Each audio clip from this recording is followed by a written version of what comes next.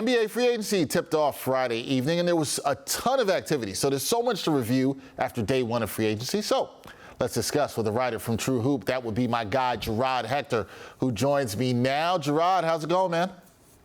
Going well. Not as well as some people who just signed lucrative extensions for their new NBA teams. Yeah, unfortunately, it's not going that well for us. We got to change that. I got to get my producer Lee on that. Maybe Lee can make that happen. We'll see if that can happen. Yeah, can we get a Supermax extension? Yeah, look, man, I hate the term Supermax because it kind of doesn't make sense if you're at the max, right. But right. I'll take one. I'll gladly take one. I surely will take one there for sure. All right, Gerard, we saw a flurry of moves after 6 p.m. on Friday. In your eyes, what has been the most shocking free agent signing thus far? You know, one of the ones that we saw that kind of like had me scratching, I mean, a number of them had me scratching my head. Kyle Kuzma going back to Washington. I'm like, what? Well, they're probably going to trade him later. The Jeremy Grant back to Portland at 5 years, $160 million, that extension. And I know why the prevailing thought is we're going to get Damian Lillard back. But are you sure about that? You drafted Scoot Henderson, and Dame made it clear he is not trying to play with any young players. And, okay, let's say you keep Scoot. You're going to have to get rid of Simons, right, and or Shaedon Sharpe. You have Jeremy Grant. You still have Nurkic on this team. Is this team any closer to being a championship contender? Are they any closer to being not a play-in team? I would say no. So this to me is baffling unless it's all smoke and Lillard is ultimately going to get moved. All right, that's one of the biggest things to watch this offseason. Will Damian Lillard stay in Portland or not? Either way, that's a lot of money for Jeremy Grant, and we will see if they're able to trade that contract, even if they could move off of it down the road. We shall see. It's going to be very interesting. All right, it's still early, but which team do you think has done the best job of improving their roster via free agency? Well, first off, all the teams that were able to re-sign their guys via free agency and keep their guys from getting to restricted free agency, like Cam Johnson, the Brooklyn Nets. By the way, Cam Johnson, 4 years, $100 million. He is a more impactful player than Jeremy Grant, yet getting paid less. So just, by the way, note to self there. But the teams that were able to keep their guys, I thought did well.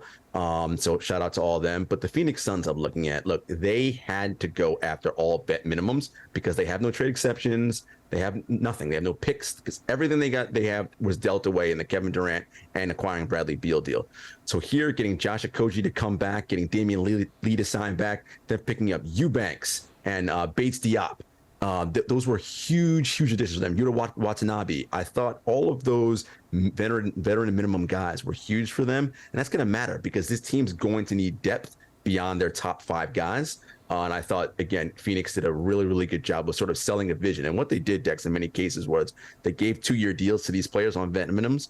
The second year was a player option. So if things go well next year, let's say they win or they end up performing well in the playoffs like Bruce Brown did, they can opt out and go chase bigger money somewhere else like Bruce Brown did with Indiana. Yeah, Phoenix clearly had a strategy on day one to get these guys that they wanted, and as you said, to add depth, and we'll see how that all works out for them. Now, this isn't necessarily free agency, but it impacted free agency. A day before free agency began, we learned that James Harden, he was going to opt into the final year of his deal, and the Sixers, they are working to trade him.